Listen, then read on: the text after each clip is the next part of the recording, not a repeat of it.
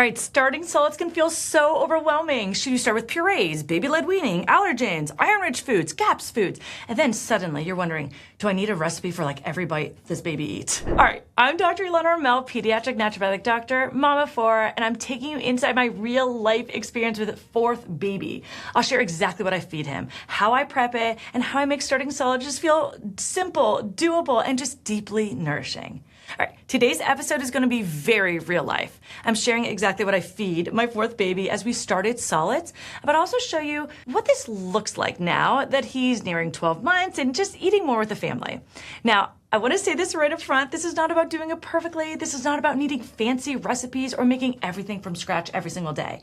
This is about helping you feel confident, choosing nutrient-dense foods, going slow, supporting your baby's gut, and making this season feel less overwhelming. Now, if you listened to our episode 2 weeks ago, I interviewed GAPS expert Kate Pope. We talked through what GAPS is, why meat stock is so foundational, and how it applies to starting solids. So today, I want to take that conversation and show you what this actually looks like in my real life with my fourth baby.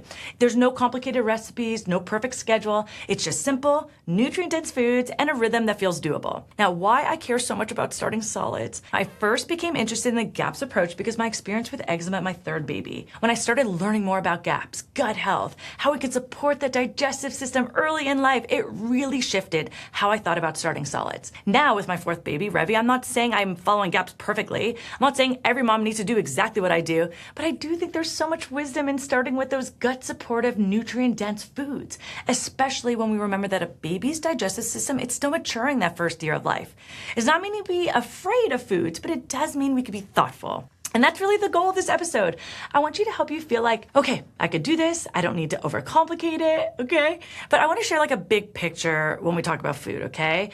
Before we start about talking about Revi, I want you to remember something really important, that under 1-year-old, breast milk or formula is still the primary source of nutrition. Solids matter, but in the beginning, solids are not about replacing breast milk or formula. It's about exploration, texture exposure, oral motor development, okay? Fine motor skills, immune training, and they're about helping your baby slowly learn how to eat. Okay, so if your baby's only taking like a few teaspoons, that's okay. If your baby literally just like licks something, that still counts. If your baby plays with food more than actually eats it, that's still okay and it counts, okay? Your baby really just needs safe foods, a loving exposure, and a calm parent, okay? Not a perfect plate. Okay, I want to go into my simple prep system, okay? One of the biggest questions I get is like, how do you actually make this doable?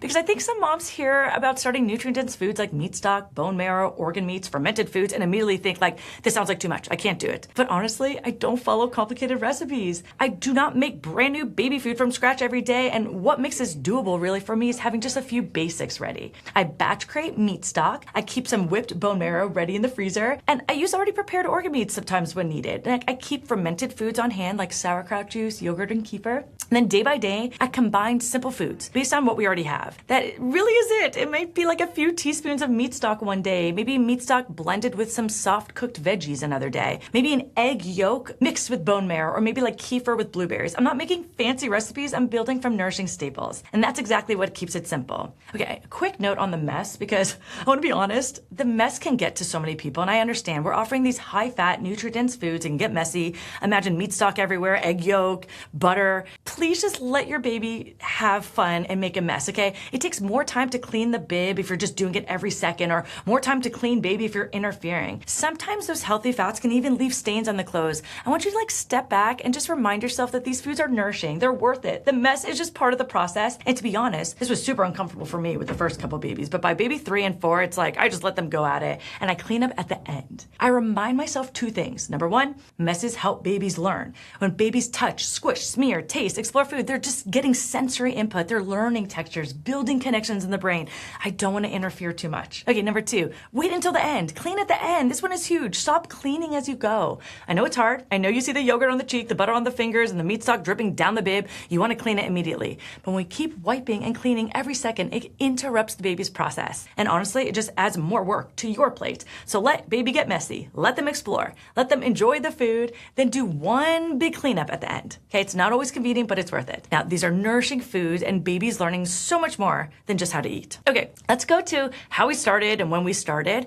First, when we started, I guess with Revi, we started slowly around 5.5 months. Now, this is where I want to remind you that readiness matters. I'm not saying every baby needs to start at 5.5 months. Some babies are ready closer to 6 months. Some babies need a little bit more time. The signs I look for are things like head control, interest in food, ability to sit with support, bringing things to his mouth, okay, and pretty much opening mouth when you serve some food. Now, when we started very, very slowly. So I want to kind of go through what the first few weeks looked like, okay? The first several weeks, I was only serving solids once a day, okay? Very small amounts. I'm not giving him like a full meal. I'm not trying to replace nursing. Just introducing small amounts to the digestive system just to nourish with nourishing foods. So here's what it looked like week by week, okay? Week 1, meat stock. That's it. 1 to 2 teaspoons daily.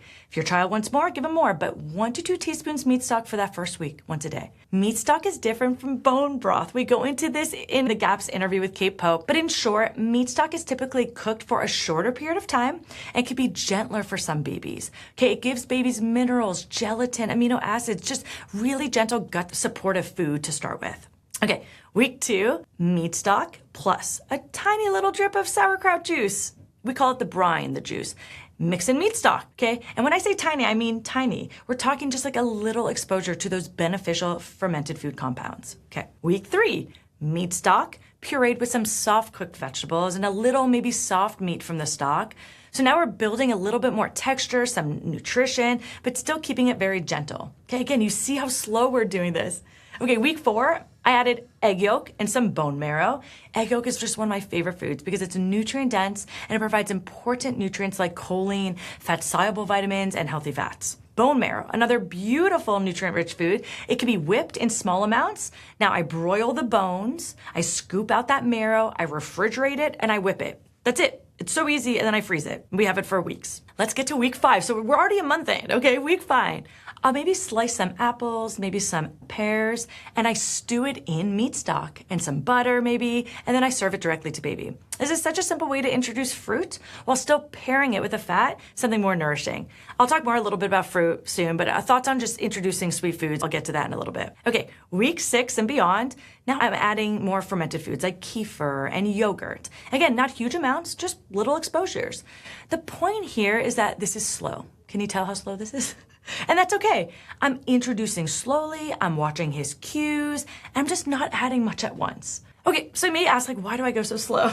So babies' digestive systems, they're immature in that first year of life, okay? It does not mean that they cannot eat. Of course they can, but it does mean we want to be mindful, okay?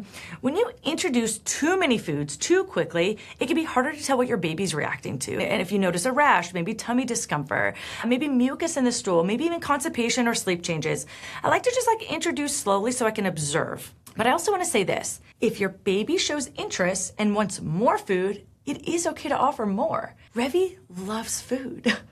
He wanted more, so I let him lead. But I still kept the food simple and nutrient dense, okay? And I think that's just the main thing. If you get anything away from this, it's just don't feel that overwhelmed. It doesn't have to be so complicated. Start with maybe some meat stock because it's such a nourishing food to the gut. It's so great for immune training, and you could serve meat stock along with any other foods, and you're gonna get such great results. Okay, now I wanna get into the important topic of early allergen introduction, because this is a really big topic.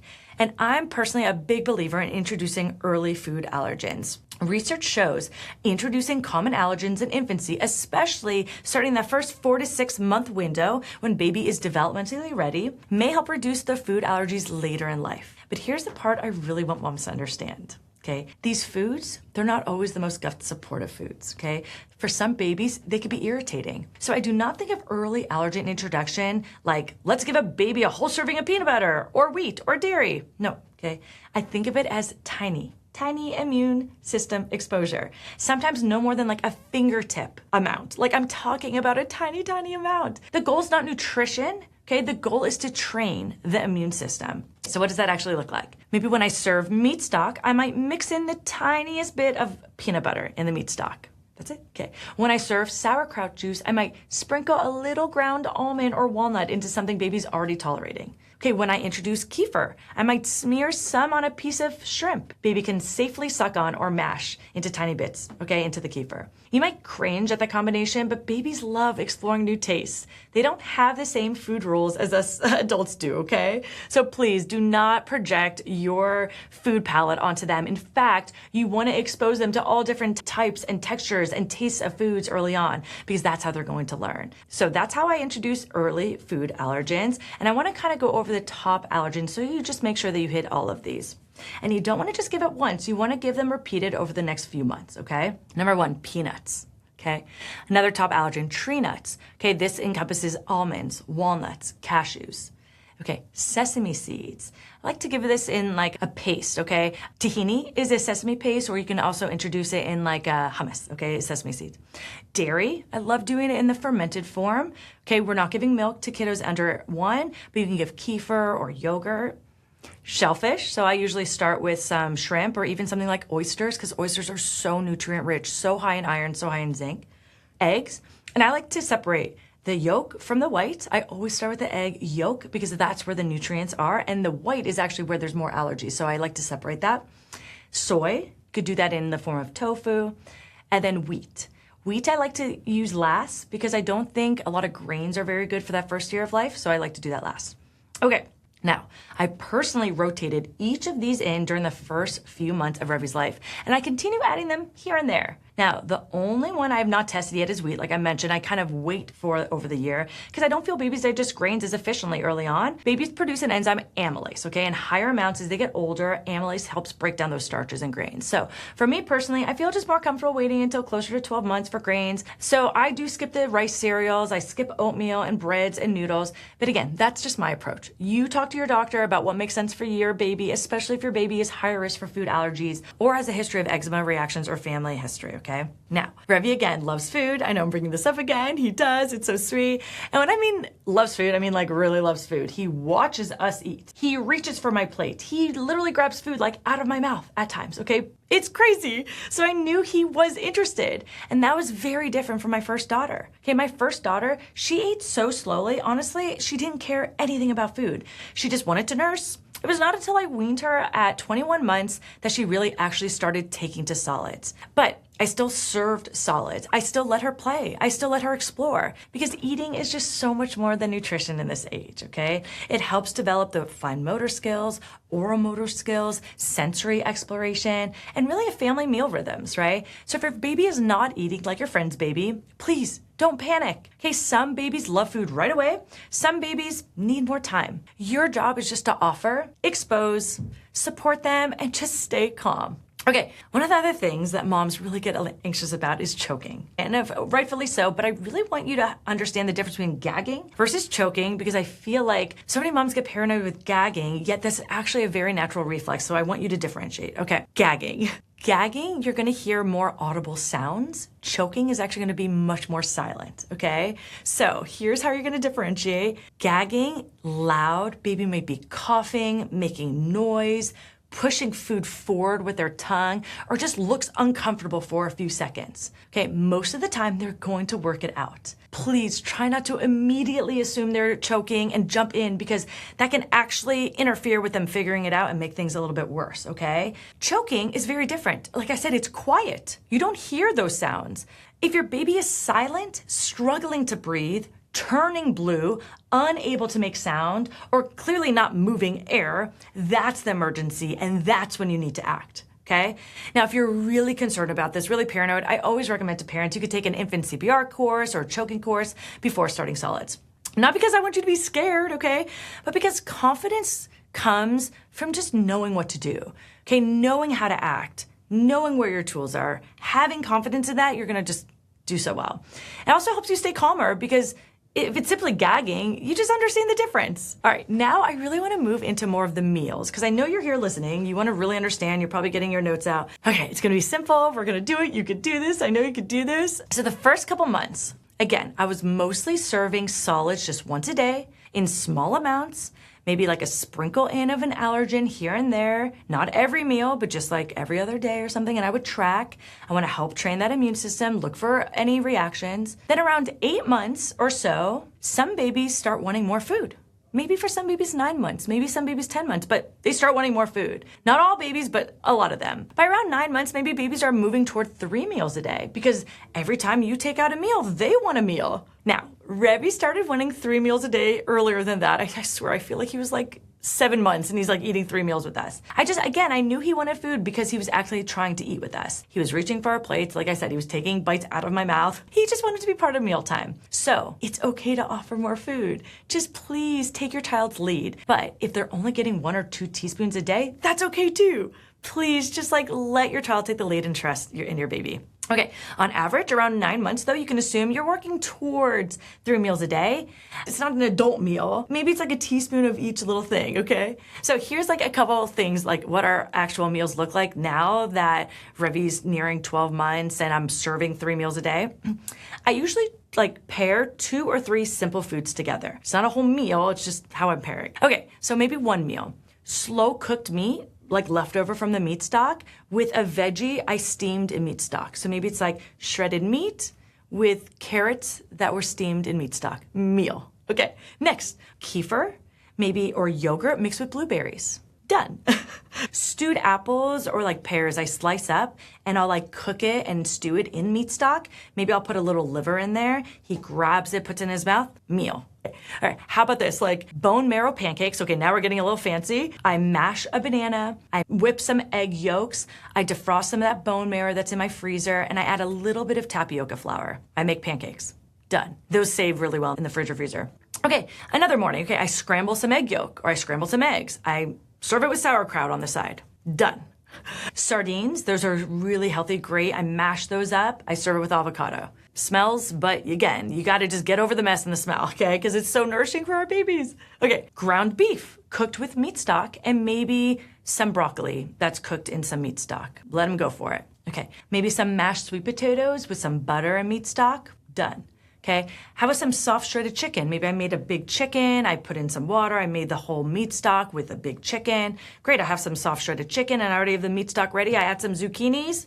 Done. Okay, this is the kind of food I'm serving. Simple, right? Nutrient dense, nothing fancy. I also want to share a little bit about how I think about fruit, if that's okay. I really do not like starting serving with a lot of fruit, mostly because it tastes sweet, right? And once a child naturally gravitates to sweet, they're gonna prefer that over things like sardines and sauerkraut.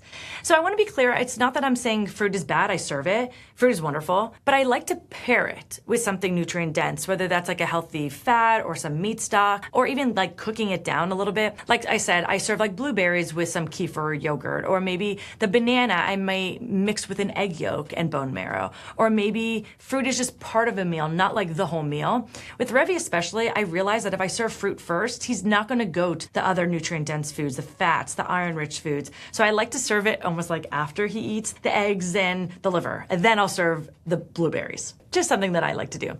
I also want to share with you where we are now, because I think some moms listening maybe have older babies. You may be wondering, okay, but where does this actually end up? And now that Revi's nearing 12 months, meals have become so much easier to incorporate into what we were already cooking for the family. So for example, last night we made fish tacos for everyone. So everyone sat down and ate. For Revi, I just took some wild salmon and I took some of the avocado from our tray of tacos. And that's it. That was his meal. I didn't even do anything fancy for him.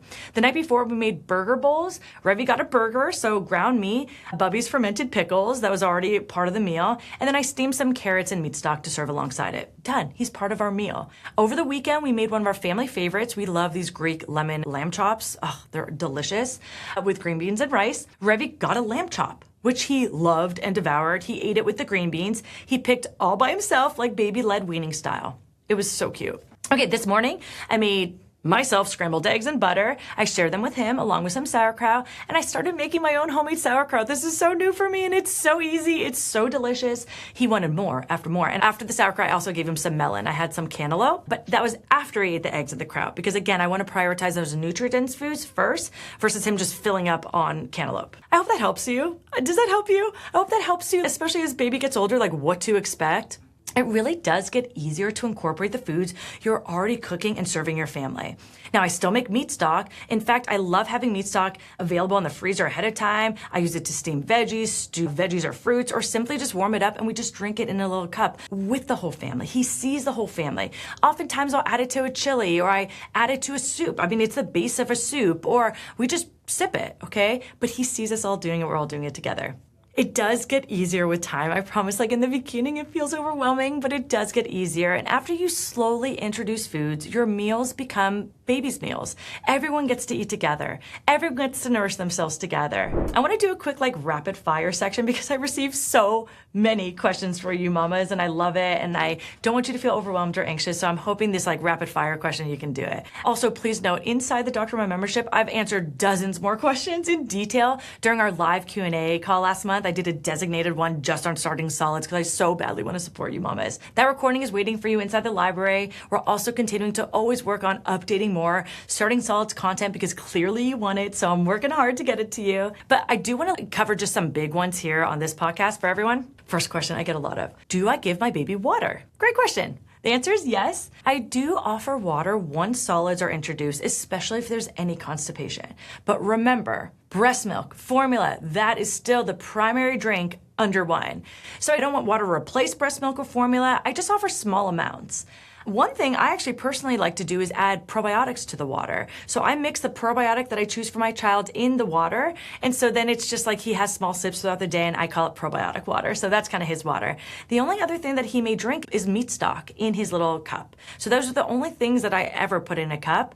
Well, that's not true because I'll put kefir in sometimes too. So I guess you can rotate, but you don't have to serve water, but you can, or you could serve these other kind of liquids. Do I start with purees or baby-led weaning? As if you need to choose, okay? One thing I personally like to do is just let them explore. Okay, maybe one day I do purees. One day I do baby-led weaning. It just kind of depends on what I'm serving. Maybe sometimes I like to take the meat stock and mash it into different foods and then it becomes more of a puree. Or maybe yogurt, kefir, those are already kind of mashed purees. Some days though I like more baby-led weaning. Some days more spoon feeding. That's okay. Look, the goal is not to follow a label. The goal is to just feed your baby in safe, nourishing, developmentally supportive way. And I have to be honest here about something, okay? I have 3 other kids running around. So spoon feeding a baby right now is not nearly as easy as baby-led weaning, okay? If I had one baby, I can spoon feed, but with all the other kids, it's too much. So I actually love just plopping food on his high chair and just let him go for it. He loves it. It gives him more sensory input, more messy, but again, it's easier just to clean up at the end. And I promise it gets easier, but I love doing that. So I'm really a big fan of that kind of baby-led weaning for ease. Okay, what if my child does not eat too much? We've talked about this. This is normal. Early solids are really bad exposure. Some babies take a few licks. Some babies just need 1 or 2 teaspoons. But most babies, they just like to play and make a mess, and that still counts. Just don't force it. Offer, observe, and just keep it positive. Okay, I get this all the time too. What about iron? Great question, because iron is one of the biggest nutrients I think about when starting solids. This is just the one reason why I love starting with meats and egg yolks and liver and other animal foods early on. Babies need iron for brain development, okay? Growth, energy, overall development. And while breast milk is amazing, iron needs do decrease around that 6 months of age. So I like to be intentional with those iron-rich foods. It does not mean you need to panic about it. It means you could just be thoughtful about it. In a few weeks, I'll have an entire episode dedicated just to iron because now I'm having difficulties with my toddler not getting enough iron. And so I want to do a whole episode on that because I know I'm not the only one with a selective eater who may not be getting their iron levels. So please stay tuned for that. It's really a nutrient all children need across all age stages, even as adults, but I love to highlight this, so stay tuned for that. Okay, a couple more questions, okay? Do I use pouches? Most of the time I don't, just because it doesn't work for me. I rely on whole foods and I just plop it on the table for him. But I live in the real world like you, I get it, I do. If you use pouches, I just recommend looking for ones that are not just fruit. Try options that include some protein, maybe some fat, some vegetables, and still make sure your baby's getting texture exposures from real foods, that you're not just relying on pouches, especially for oral motor issues, okay? What about salt? Okay, I'm not afraid of salt for babies. I do not add a lot of it, but I do add some small small amounts. This would be 1, because it tastes better. 2, because it is mineral rich. So you want to use a good, I love Redmond's. Redmond's is my go-to salt in my house. And you want to add it into the broth, into the family foods. It's okay to serve, just don't do heavily. Okay, so I would not heavily salt the baby's food, but I think small bites here and there is completely fine, just so it's not completely bland. Okay, what if my baby gets constipated? All right, if your baby's constipated, I slow down. Okay, I look for what has changed. Do we add too much binding food? Do we need more fluids? Do we need a probiotic support? Would stewed apples or pears help? Do we need to pause and new food, let digestion catch up? Like, there's so much constipation information I have for you. It doesn't always mean something's wrong, but it does tell us to just slow down, support the gut. We have an entire constipation protocol inside the membership, easy to follow steps. You have a plan, you can provide peace of mind, you've got this, some extra meat stock. I mean, there's just so much we could do. Okay. Let's get to this. What if my baby gets a rash? If you notice a rash after a food, I want you to just pause, observe, depending on the reaction, you may want to discuss with your child's doctor. Of course, if there's swelling, trouble breathing, repetitive vomiting, lethargy, like that's a severe reaction, you need to go seek medical advice right away. Again, we have an entire section in the membership on food reactions, exactly what to do, step-by-step support, how you support your child. Again, I know that can be anxiety provoking, but I always find when I panic, if I have a plan, it just brings me so much peace. So we've got plans for you. Okay, I hope I covered so many questions. If not, please go to the membership. We have so much there. What else do I want to say? Maybe what the difference between meat stock and bone broth is, because I get that question all the time. Again, you can always go back to my interview with GAPS expert, Kate Pope. We cover this in more detail, but essentially meat stock is just such a beautiful first food for that child along other gut supportive approach. You pretty much have to take like a raw meat with a joint and you're boiling it in some water versus bone broth is just the bones. So you're just getting different nutrients and you're different lengths of times. We go all into detail. Okay, let's wrap up here. Starting solids does not have to be perfect, okay? Couple takeaways. You do not need a different recipe each day, okay? You do not need to make different things and make it always complicated. You can batch just like a few basics. You can start with tiny amounts. You can watch your baby's cues and have them lead, and you can introduce allergens thoughtfully, okay? I want you to focus on nutrient-dense foods. Not every meal needs to be this extravagant project, okay? Just remember, it's not a big deal. Really, under 1, breast milk and formula is still the primary nutrition. Just take the pressure off, okay? This is a season about exploration, learning, connecting with your baby. And I know you could do this. You've got it. I mean, billions of other moms have done this, but like, how neat that we can give our babies these like nutrient-rich foods right away and make this fun. As a reminder, if you're inside the Dr. Mom membership, if you're already a member, make sure, go watch that Starting Solids Q&A that I did. I'll have that as a recording. I just answered so many more questions in detail, and I just continue providing direct support in our community so you just don't feel alone. And if you're not yet a member, you want a step-by-step guidance, Starting Solids, if you want sick day support, natural remedies, clear safety guidance, I would love to support you inside our membership. You do not have to figure this all out on your own. And if you're listening thinking like, I wish I had more support with this, I want to invite you into the Dr. Mom membership. And as a special thank you, because you're a listener here, you can use code podcast50 to get 50% off your first month. You guys, that's less than $1 a day. It's such a good deal. So please come in, visit drmommembership.com or just click the link in the below. Okay, inside the membership, you're gonna not only find that solid started Q&A replay, you get these step-by-step pediatric protocols, okay? Because again, if your child's sick or if you're panicking, you want a plan. That's what I provide you, and I love offering plans. You also get a community of moms. We're all learning alongside together. I know you're gonna love what you see inside, so sometimes the hardest part is just taking that first step. I wanna make that step really easy for you. Thousands of moms are already inside waiting to welcome you. So your child just deserves to have a Dr. Mom through every phase of development. Starting Solids is just one of those, okay? It's one chapter along so many chapters that's coming up your way. And so I want you to have the right support. I want you to have the right peace of mind so there's no panic, there's more peace. So use code podcast50, 50% off your first month of the Dr. Mom membership. I just can't wait to meet you inside.